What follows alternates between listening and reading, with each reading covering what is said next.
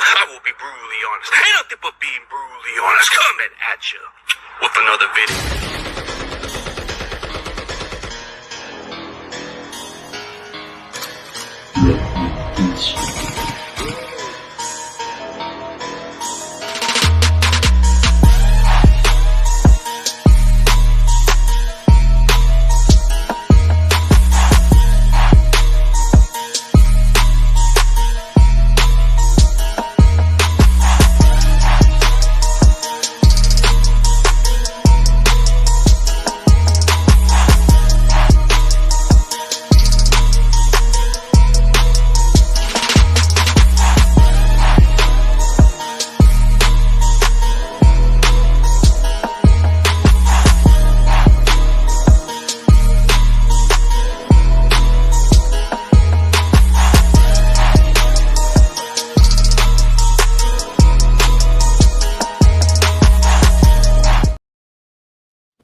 What is up, everybody? We are back with a recap with the 49ers, and Bella is back once again. Week 4, here we go. How do you feel week 4 went against the Patriots? It went a little bit better than expected. But you knew the win was coming. You knew we were going to win. I had a feeling we were going to win, but I wasn't feeling the confidence of saying we're going to dominate the Patriots. It wasn't that kind of mindset. Okay. I can go over what your score prediction is. Do you remember it, or I can read it? You said it was going to be 24-17. I said it was going to be a close game. So, yeah, I just wasn't feeling that optimistic mindset. So, yeah. So, I guess 10 points off a little bit. I mean, not bad. And you thought that the person of the game was going to be Jennings with 2 touchdowns and 120 yards. That was last week. Yeah, I was a little off. I mean, he was close to 100 yards, but just 12 yards away from 100 yards, but not even close, but close enough. I mean, I guess whatever it is, you know. That's the fun part about doing this. It's always fun to see like what actually happens. Yeah, it is. It is. I think you got this one right. You did say Nick Bosa with 2 sacks. Actually, he had 1. But you said he'd have 2, and I said he'd have 1. So I got that one right. You got that one right. Yep. He got the strip sack and a forced fumble. Let's say hello to everybody in the comment section. Hey, Jimmy, and then of course you, and then hey, the coolest guy, Grandizer. I haven't seen this guy in a minute. And then we got our favorite, who used to be my co-host, and the McNiner, the guy that is cool. I mean, he's a good guy. Let's see. Yeah, needs to wear them. Yeah, no, seriously. But yeah, shout out to all the guys in the comment section. Shout out to McNiner. Good guy. Let's see. So you had right about Bosa with the 1 sack. I said Jennings was going to go 122 touchdowns. I was kind of thinking he was going to have a similar production, but nah, he had like 88 yards. Didn't do too much. Who do you think who stood out to you the most this game? Who stood out to me? Okay, so if we're going offense, I'm gonna go with Mr. Purdy. He's kind of been on point. He's been consistent, even with less talent. He's still proven to be a really good quarterback. I don't see what people don't see in this guy. Yeah, it's still really sad that comments are still being brought up, or like he's still not what he is, and he's been just proven to be so good. So I agree with you on offense. I think he's the one I have written down here. Here's the one that stood out to me the most was our quarterback. Okay, then to be fair, I guess you can take Purdy for that one, because I would want to just go with something different. You know, matter of fact, I'm going to go with Mr. Mason. Okay, you feel like Mason stood out? Yeah, you know what he stood out about that game was when he caught the ball at the backfield, even though it was called back for a touchdown, but he actually had a really good game. This is true. Yes, Mason did good. Yeah, for me it was Purdy, because you know why I picked Purdy was because what was it? Wasn't it like one drive and we kept making touchdowns, but the refs kept flagging it, and I was like, dude, this is like touchdown, and that was when I was like, yeah, he's him. Look at him just going and going. So that was why I thought he was like really, really dominant in this game, even though I know they didn't count. But the fact that he was able to do it 3 in a row, I thought was amazing. Okay, so Granddad's, we already put our studs, but if we're going by who disappointed us, who really disappoint me the most is if I had to choose on offense, I hate to go with this guy, but I'm going to pick on him for right now because he deserves to be picked on. I want to go Jake Brendel. That guy was terrible. Couldn't hold up a jock strap. So if you're talking duds, it's Jake Brendel. Okay. Jake Brendel. Okay.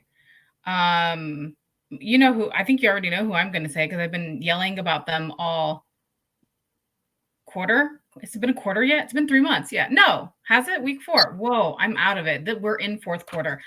Who I'm going to say who I think is trash is our special teams.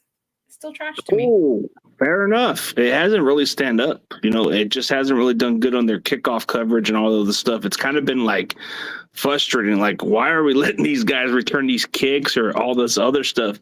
If it wasn't for the bad special teams, I think we would have beat the Rams. But it was just that bad.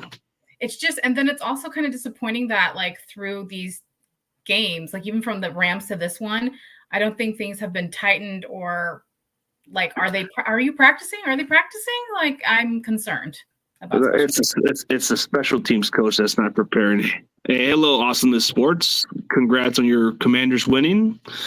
Guess we'll see how that plays out. They put a 40 burger on them Cardinals who we're gonna play soon. But I didn't know that. Good job. I didn't watch, or I saw the recap, but I didn't pay attention. Yeah, Brendel is on the low hanging fruits for CG though. He's always on that list. Well, he is, bro, because he can't block. That's the fun part, and he would know because coming from his team, this guy was a journeyman. Yeah, if the Niners listened to CG, they would have had that center spot solved a long time ago in the draft. You know what they could have solved a long time ago was that one center from the Raiders, right? That was the guy I wanted us to draft. That Jackson Power Johnson. I thought he was good, but we passed him.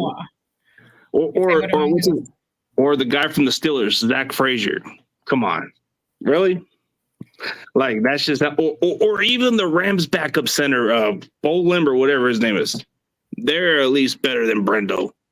Yeah, Brendel can barely block CG. That's great. No, but he makes my list because he hasn't shown no improvement. Like, I'm trying to give him some slack, but he just hasn't given me a reason to. So I can agree on the special teams part because that is a little frustrating for us. Mm-hmm.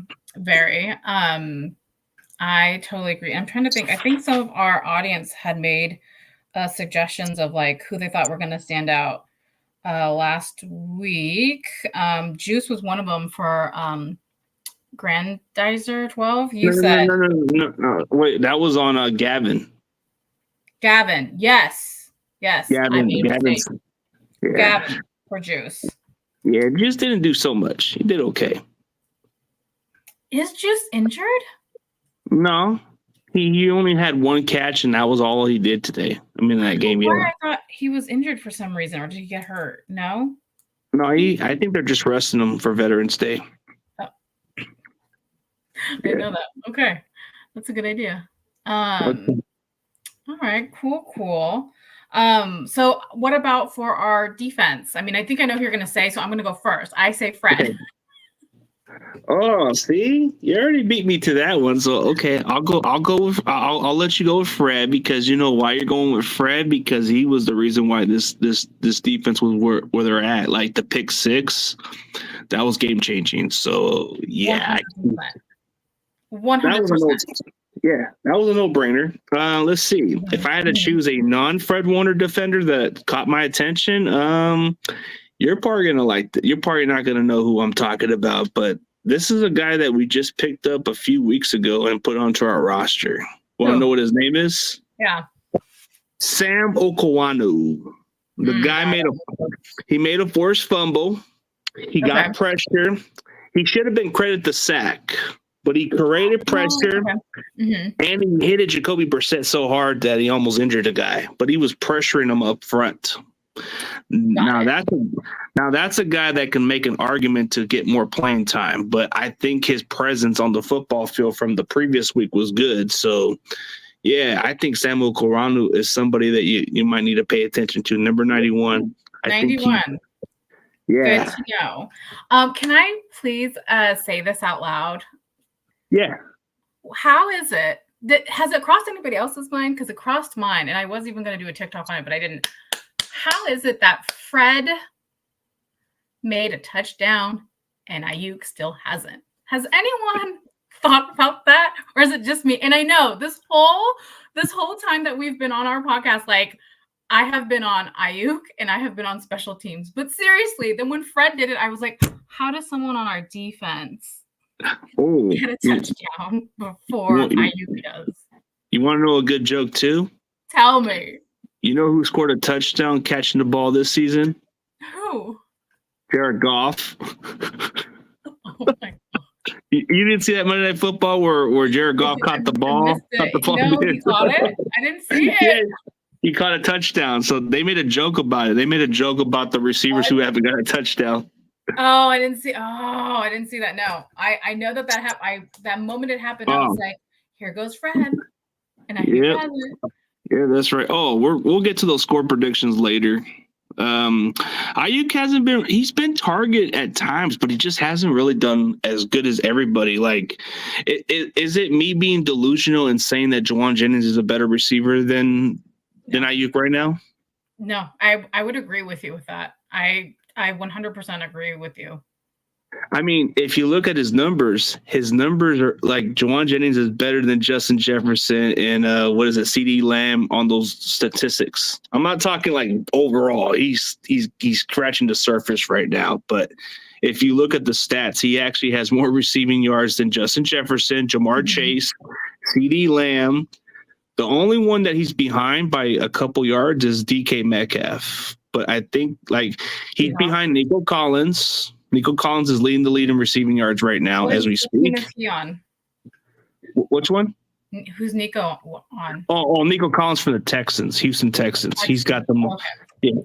Yeah, he's got the most receiving yards right now. But I looked at all the other receivers. I think Jennings is fourth in the NFL in receiving yards right now. Oh well, yeah. I don't think that's a false statement because I agree with that as well. And I think there's also this, and maybe it's me, but I think because Brandon wasn't at practice and he didn't have those connections with Brock, that I think there's something missing there too.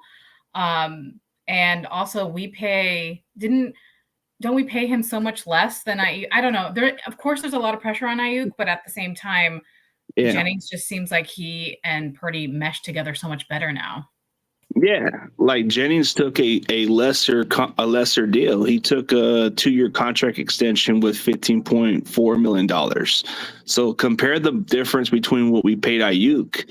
I mean, Jennings is, $22 million cheaper and still effective than him. I mean, he still does the job right, but Ayuk just hasn't really been the guy yet. But I think late in the season he's gonna get it together. Yeah. But this usually happens. Remember last season, didn't it happen with Nick, where he was like the whole beginning of it, we were like, where are you? And I think we as fans put a lot of pressure. Like once we know what they got paid, we're like, produce. So I felt like that usually happens. I feel like it happens every time that one of our players gets played. I think Debo had the same situation. He was not hot, and then he picked it up. Yeah, the problem with the way how they approach is I hate that approach. Why not just do it immediately? Like when it comes to the offseason, get that taken care of. Don't even have to have these guys wait months and months and months, and then they're missing like working out and chemistry with the teammates. That's what I don't like about like why you do this late. Yeah, all you're holding out the team and hurting them in the long haul. Yeah, and what also never made sense to me, and maybe if anybody has any understanding, like I wasn't understanding like why Brandon would still show up to practice but not able to practice, but then still watching practice. And I was like, isn't that weird? Like if you're not making any sense. Was it to not get fined or something? Maybe that's what it was, because he was going to lose some money. So maybe that was a business decision. But see, that tells me he cares about the money more. Other players would have got their deal done and not even complain about it. But the difference between Bosa and Ayuk the difference is Bosa didn't make it an issue. He just did his business the way he was supposed to do it. And even though it kind of affected his production last year, but he kind of went the business the right way without starting problems, you know? Yeah, no, for sure. There was a lot of back and forth with it started to get messy, especially at the very, very end. It started to get really kind of messy and unnecessary. Yeah. That's what I think. But we could all agree that Ayuk is a disappointment for right now. Yeah. I think later in the season he'll be on track, but as of right now, I can agree on that part. And until Jake Brendel can block and prove he's a dominant center, he's still gonna make my dud list for right now. Okay. Yeah. I support it. Well, I mean, I'll at least give some credit to McKivitz, even though he's on my list too. He just hasn't shown me enough, but he did okay. So I'll give him his props. He kind of held up against the Patriots, but that's the Patriots.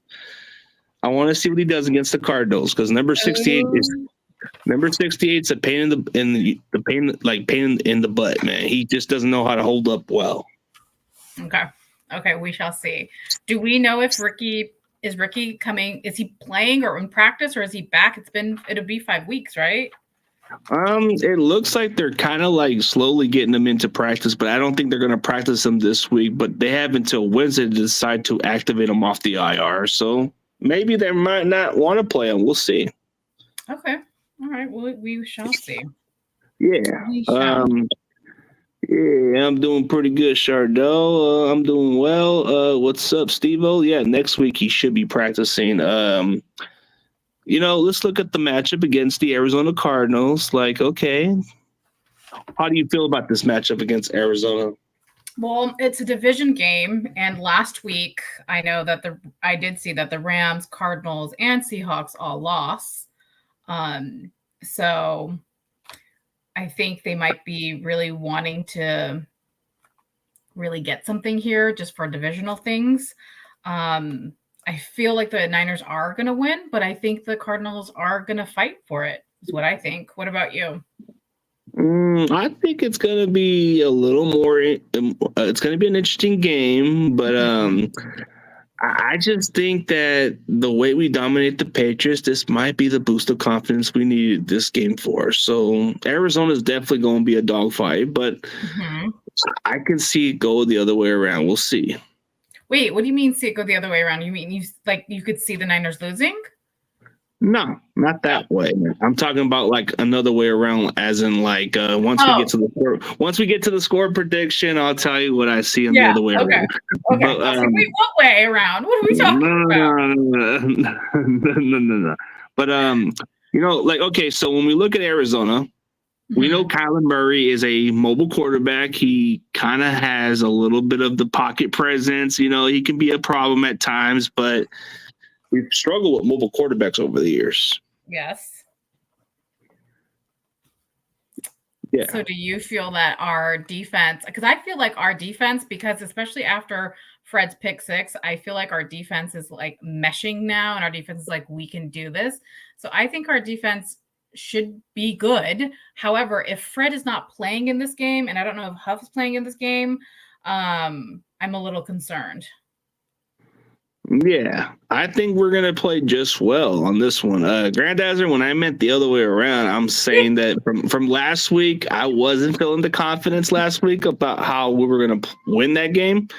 I think this is the other way around where, the confident meter goes to the fire or to the roof. That kind of what I was saying, but I guess I said it. But yeah, I feel like I feel like the defense can overcome a little bit. I feel like Kyler Murray's going to mostly stay in the pocket, but if he tries to scramble, it's probably going to be like some big chunk plays here and there. The only wide receiver they got is Marvin Harrison Jr., and he's kind of been a work in progress for them. You look at their tight end, I think he's coming back. They don't have a great offensive line.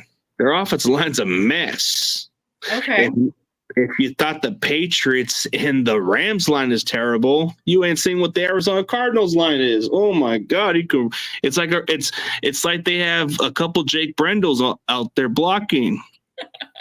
Okay. Well, now you're making me wanting to change my score then. See, I always get more info This way. Okay. I'm thinking because it's a divisional game, there's going to be more like umph to it, especially with everyone losing last week. I think in the early start, it's going to be a lot closer. You're going to see it come down as a close game. I think as long as James Conner gets the running game going, that's where we struggle at times. But I think if we slow him down, that kind of forces pressure on Kyler Murray. And then isn't our quarterback backup? Wasn't he on the Cardinals? Is it Dobbs?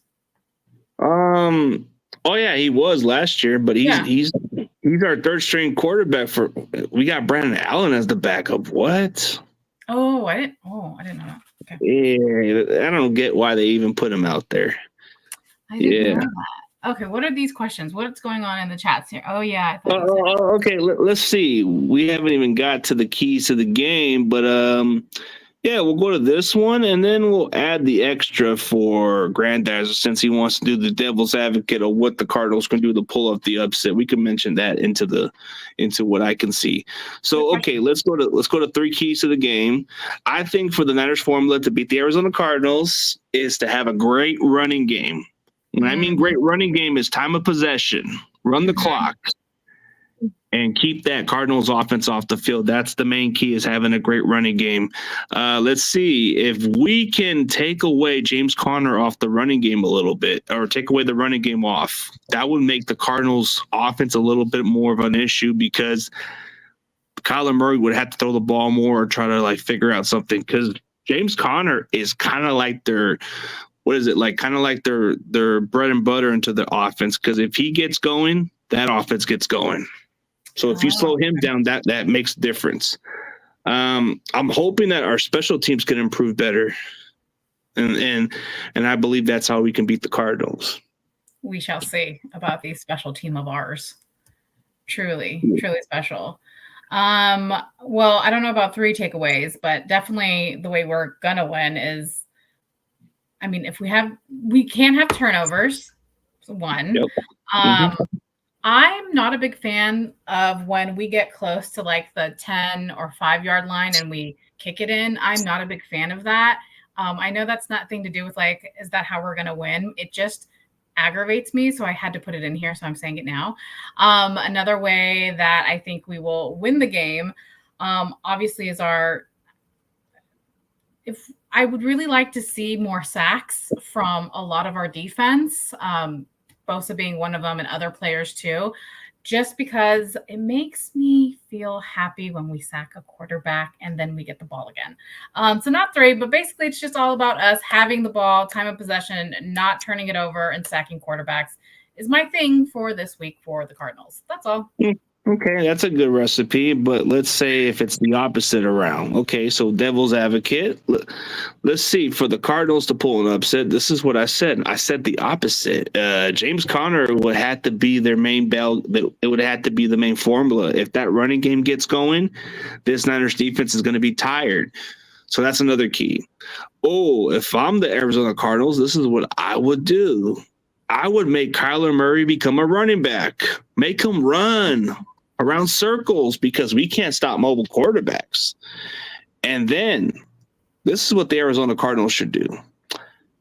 Create some turnovers on this Niners offense to keep the game closer. And I think they would pull the upset. That would be the one thing I don't want to see happening, but it's possible. Yeah, I don't think I can say it in such a nice way that you can. I think the way I think of it is, of course, the obvious things of if Brock just has a bad game and there's interceptions or picks, we're not going to win. Bad calling is the things that I'm thinking of, because I don't really, to be honest, I don't know the players on the Cardinals. All I know is they're not that great and we should be able to win. But I never think that just because they could win and should win means that they're going to win. You never know what's going to happen on any given Sunday. So that's my 2 cents for that. Okay. But, okay, so we'll get to the score prediction pretty soon, but let's answer a couple more questions, or you can ask me a few questions if you don't mind. What did I have? I wrote something down. Uno momento. So with everyone saying that the Pats weren't that well and the Niners needed to win, do you feel that the Niners had that pressure too with that game with the Patriots that they had to win? Absolutely. If we would have lost to the Patriots, this would have been us in a deeper hole. This had to be a must win because it would have been a lot worse than what we are right now. So, yeah, this was must win. Okay. Next question. With everything that we've been hearing that's been going on with CMC, do you feel like he's going to come back in this season, like even after November and play, or do you feel like the team is now kind of restructuring because we might not have CMC at all this season? Nah, it's like when you look at CMC, they're like, this is what I'm hearing about. Like, it's something to do with the fact he overtrained himself. And by overtraining means he's overworked his body and he's got to rest. That's what I'm looking at, because tendonitis does include if you're overworking yourself and putting too much of the workload and all that stuff. That can have some inflammation on your body, because I've had that issue before. You know, I've had something with the foot issue, and sometimes it can limit my ability of moving sometimes. So the best way to do it is he has to rest. But CMC is trying to look for the best medicine, the best doctors in the world, just to get himself out there. He's the kind of guy that doesn't want to be out. He wants to go work and go do what he has to do. He's just a stubborn individual and all that stuff. That's what it seems like. Because I was watching a podcast with Ed McCaffrey, and I was looking at what Trent Williams were saying, and it seems like the injury is not as bad as y'all think. Okay. With the injury that he has and knowing of the overusage, does it also make you think, like, why didn't we use Jordan Mason more last year instead of basically running CMC to the ground? Yeah, they should have tried to limit those touches. You know, they should have at least tried to get Mason involved a little bit more.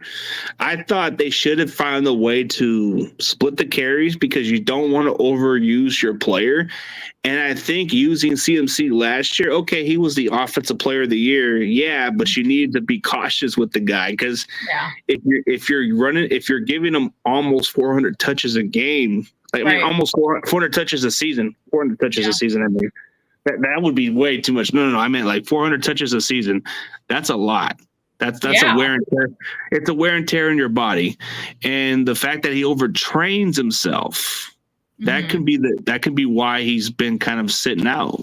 But he's stubborn. He wants to go out there. He's trying to find a way to get in. I mean, I miss seeing him play too. I think he's a phenomenal player. So, yeah, I really hope he comes back soon. Yeah, I think he'll be fine. It's just they're telling him he just needs to rest. I think that's the main important factor. If I'm getting paid millions of dollars and all they got to tell me is rest my body, hey, I'm not going to hesitate. I heard he didn't even go on his honeymoon. He was like, no, I got to go back to the gym and train. He's a workaholic, I guess. Hey, what's up, Eddie? Yeah, he's a workaholic, like everybody says. Yeah, but we get to that point. But if you get 400 touches for the season, that can be a wear and tear in your body. But if you get about 20 plus touches or more, that's pushing it. Sometimes 30 touches, that's pushing your body to the limit. Yeah, 100%. 100%.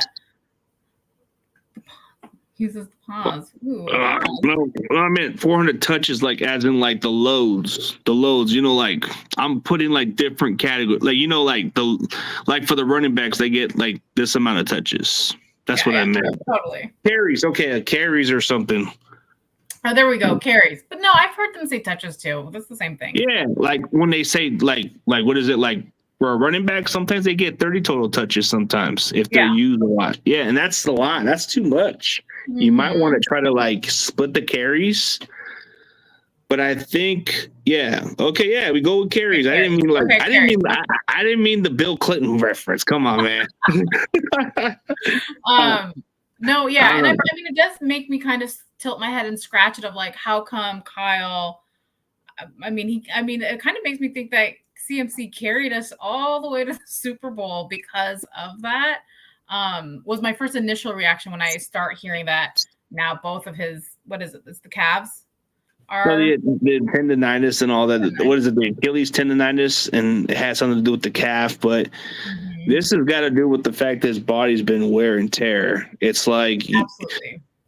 Like if I'm just trying to like his obsession is to try to get back on the football field, which I can respect that, but maybe you need to rest your body a little bit.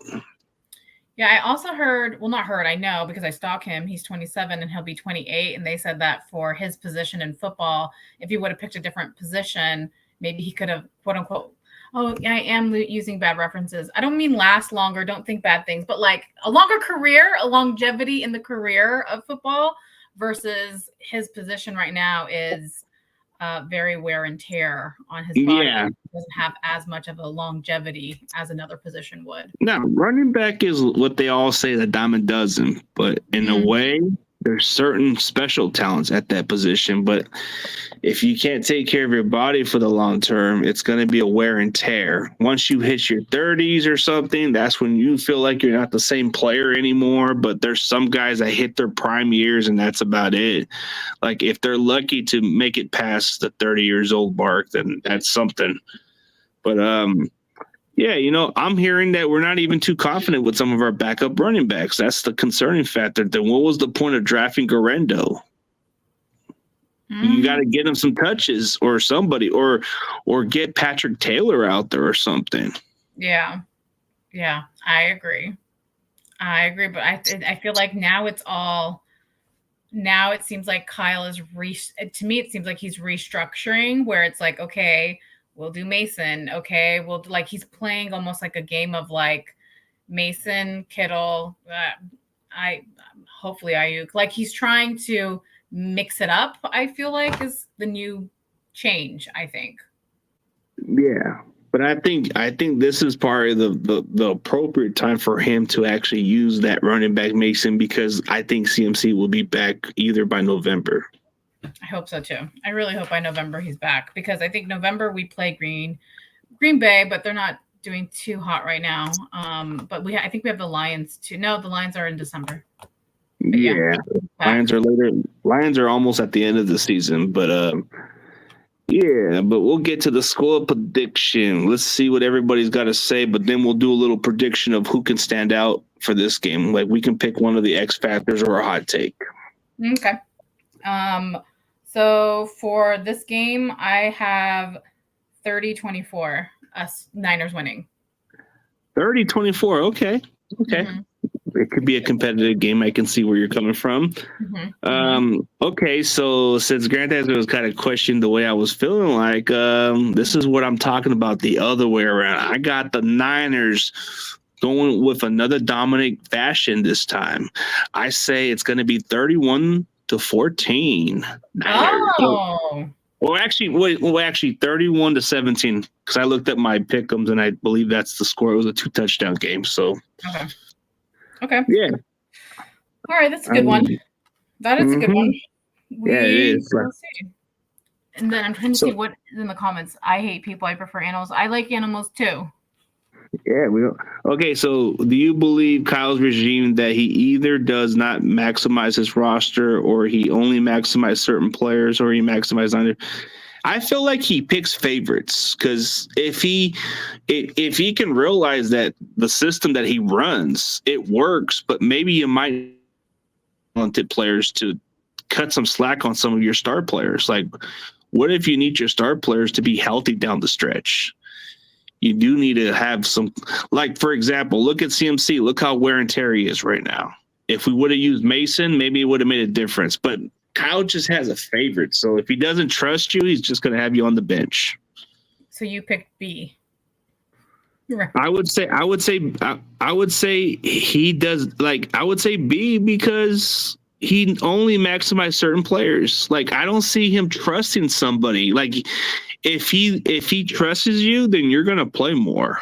But if he doesn't trust you enough, you're not going to see the field.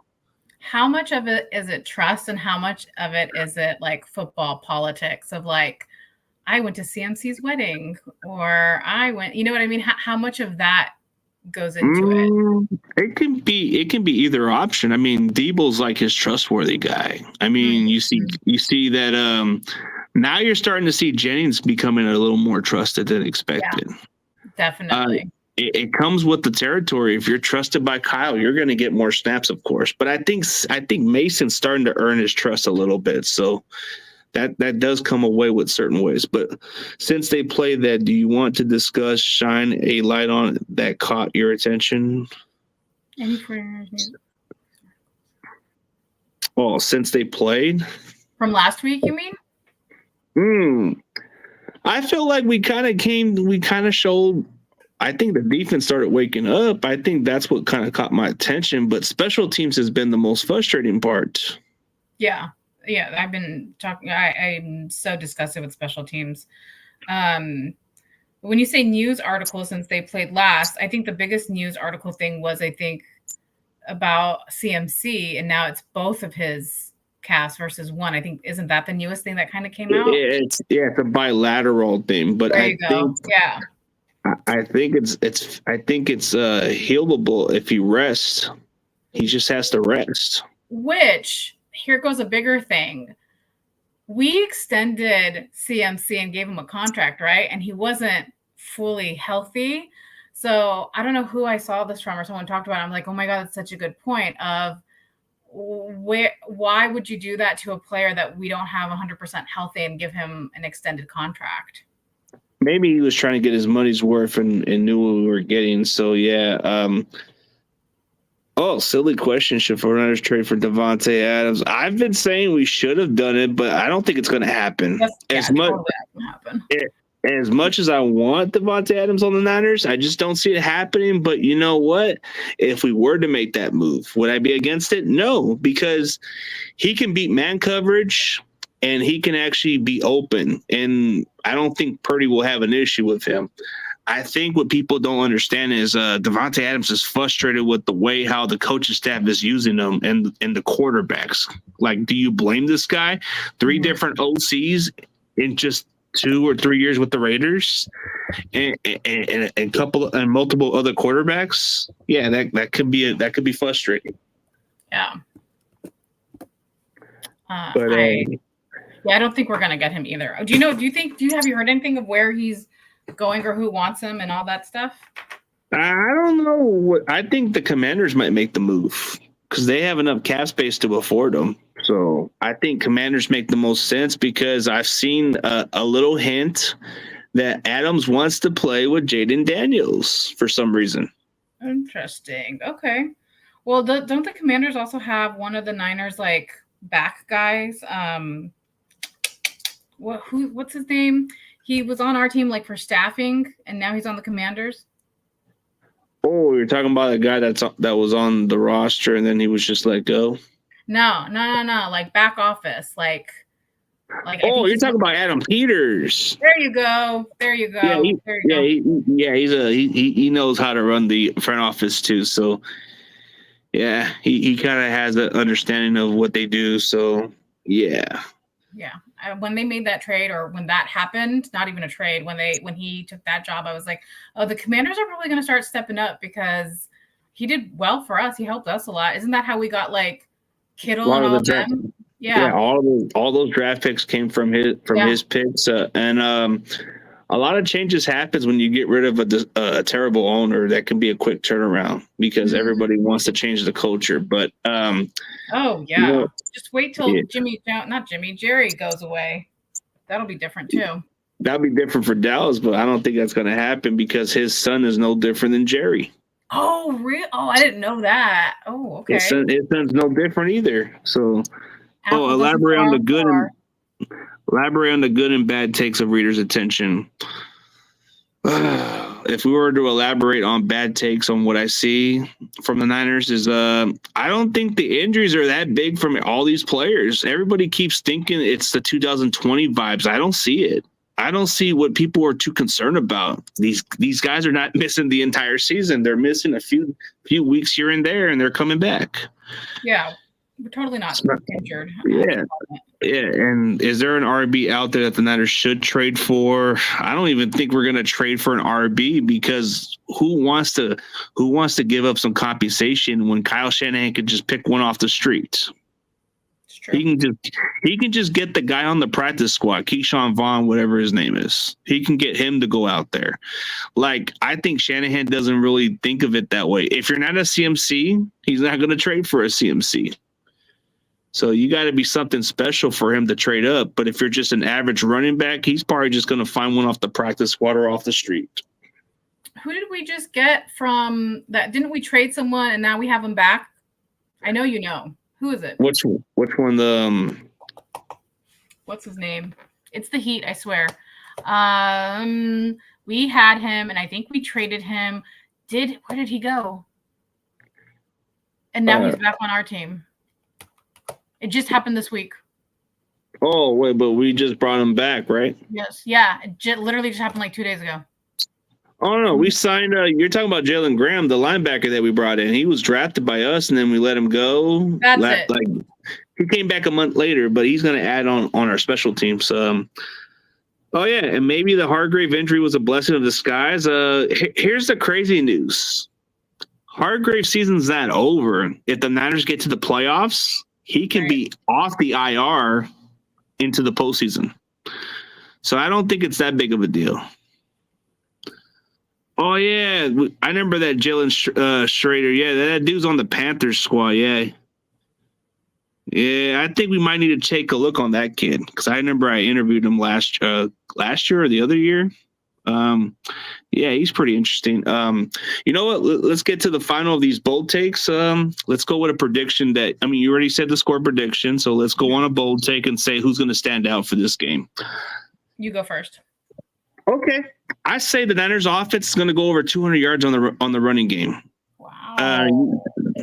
This may be the Jordan Mason show, but I think there's going to be more into the offense. It's going to be more of a sprinkle running game. It's going to be not just Mason being the reason why the running game is good. I think we're going to go over 200 yards on the ground because that Cardinals defense can't stop the run. Okay. I would like to report or wish that our special teams does us proud, but I don't think so. A hot, bold take. Gosh. I'm going to go with Ayuk is going to get his first touchdown. Okay. I hope that's writing down your list, but I'm going to go with 200 yards on the ground just to make it sound accurate. Yeah, I think we're going to have a great game against the Cardinals, so that wouldn't be a shocker, but I think we pretty much covered everything, and we'll definitely look forward to next week. It will be fun. It will be great. And I think we'll see who got closer with the score prediction. Oh, yeah. Okay, so your score prediction was a little closer. Mine's a little bit more of a 2 touchdown. I said 31-17, and you said 30-24. 30-24. Okay, so 6-point difference. Okay. Mm-hmm. We shall see. So you said Brian Ayuk's going to get a touchdown. Okay, we can write that down. I did. I hope so. And the running game is going to go over 200 yards. That's what I said. Mm-hmm. And you said it's basically going to be the Jordan Mason show. Yeah, I think he's going to have a big game, of course, but I think they're going to mix it up a little bit on the running game a little. Yeah. Okay. I think these are great. I think we shall see what happens this Sunday. For sure. And you guys definitely thank you for tuning in. We'll see y'all next week. Thanks, everyone.